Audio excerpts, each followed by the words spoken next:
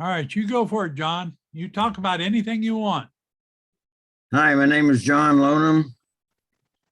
I'm a mineman. I want to talk a little bit about my mine history. I come from Freeport, Long Island, New York, about 30 miles east of New York City. Kind of country folks, not city folks. I joined the Navy because my two older brothers had preceded me. One of them had just completed his sixth year, and the other one was just about his third year.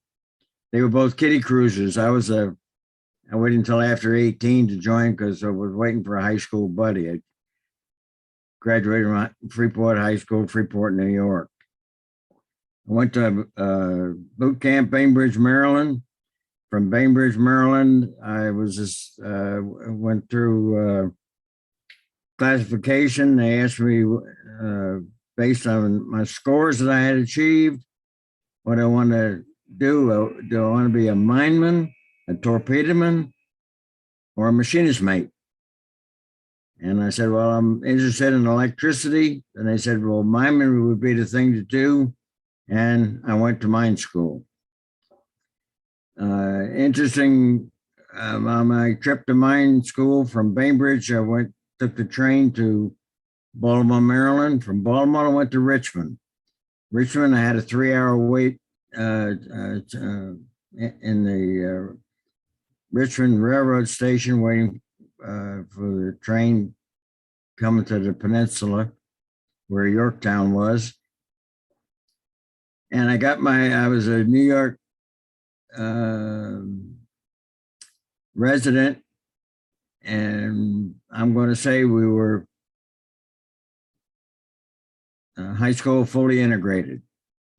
Got to the Richmond Railroad Station, and I was shocked to see the signs reading whites only on the water fountain, white men and white women for the restrooms, and colored had to use only one restroom for both. The train going down to the Yorktown, segregated. It had different cars for blacks and whites. It was quite an experience, shocking to me as a young 18-year-old.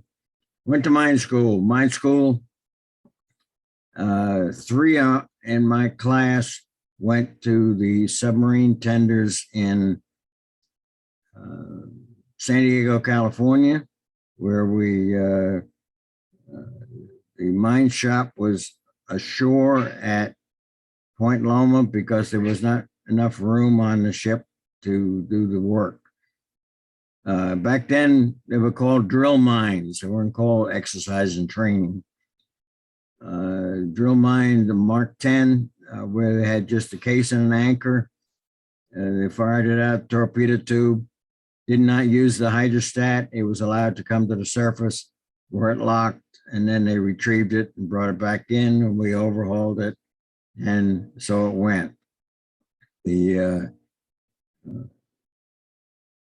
two of my classmates were George Clark, who retired as a mineman, and Dave Clark. He retired as a chief, and he was pretty much into sports rather than the mines, but he retired as a chief mineman. Lives in Idaho today. George lives in Pensacola. Okay, the chief mineman was Chief Percy Phelps, who was the only mineman. We had 3 other torpedomen. One of the torpedomen, his name was Hyder. He changed his rate to mineman and went on to get into the mine game. From Point Loma, I got a big transfer across the harbor there onto North Island. North Island was a naval air station. We had 100 minemen were stationed at North Island. It was a manpower pool and the place where they kept the minemen that had finished their overseas shore duty and needed to finish their 1 year or so left in the Navy. The mines were Mark 25, Mark 36. Again, drill mines. The airplanes were the P-5M seaplanes, which had wheels that had to be attached. So they towed them around on the ramp and for parking on the airstrip, and actually had to put them into the water with a tractor. And then they took the wheels off the side of the plane, and then it did its mission. But they also had a job as a mine layer. From there, I went to NAD Westlock, which was ammunition depot. And it was all depot work where we did things by the pallet load instead of by the individual. There was a lot of several weeks of work of testing one component at a time.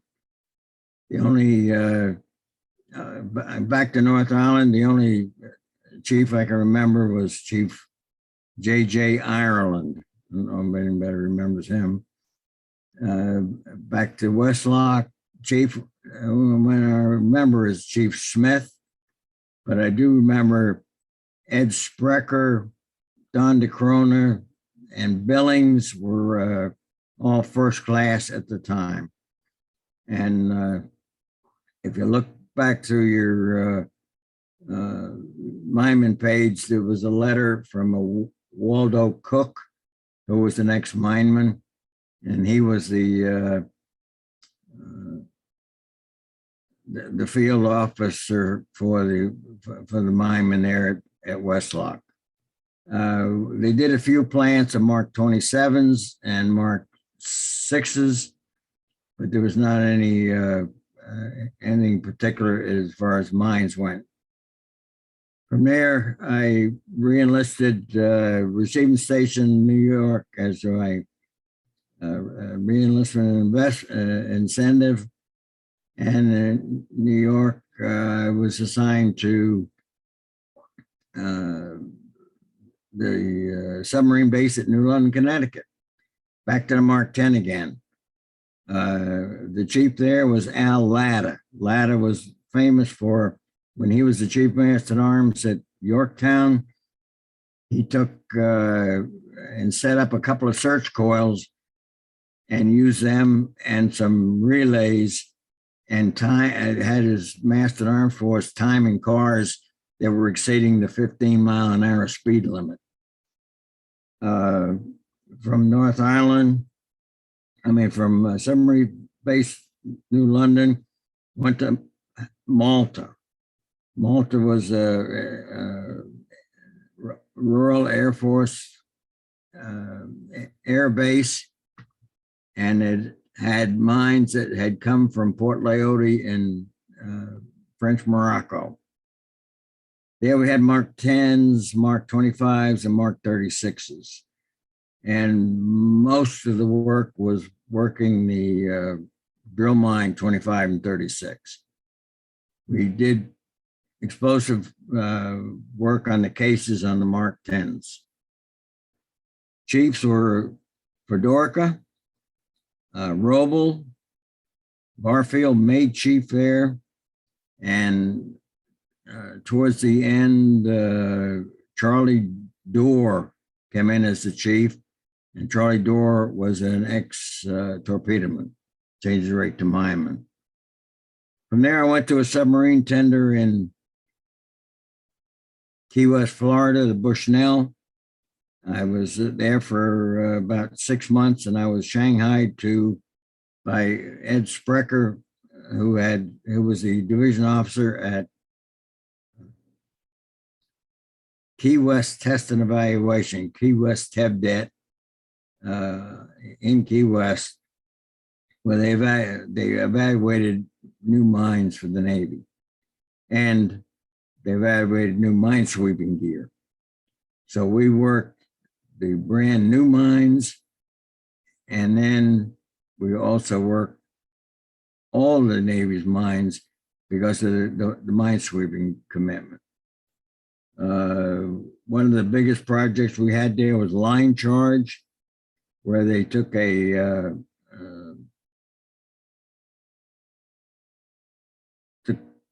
rope, 21 thread, put C4. First off, they put primacord down the strands of the rope. Then they put primacord, they put C4 packets all along the rope and put a sleeve over it, and it looked like sausage. They used to, it was designed to be used out of an out of a Mike boat with a rocket launcher. The line charge was, we put all the mines that we had in the inventory out there on against a base rope line to measure the distance it was from the line charge.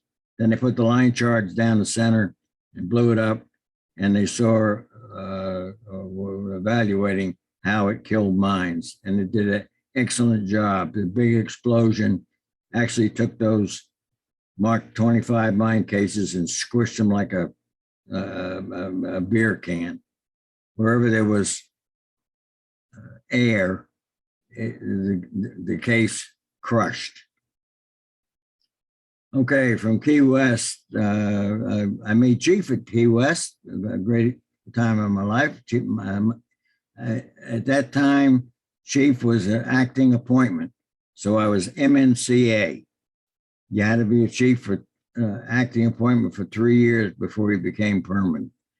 That got changed. From there, I went to drill mine prep Long Beach, where I was spent most of my time in the Sea Nettle project. They had 2 mine sweepers that had the sonar that was capable of using the that was necessary for Sea Nettle. Sea Nettle was a slow speed torpedo that was wire guided from the ship, and it had a warhead on it.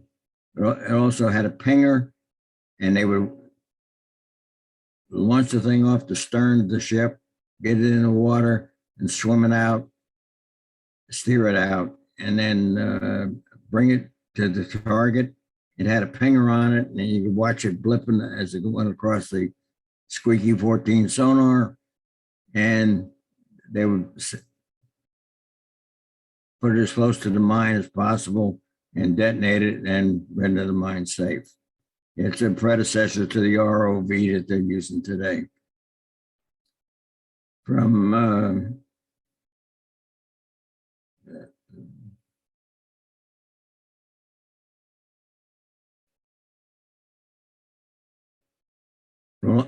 Long Beach, I made warrant officer, and my first assignment was to the destroyer tender Navy, and I spent 3 years with gunner's mates, gunner's mate technicians, and torpedomen, and I got into the nuclear game.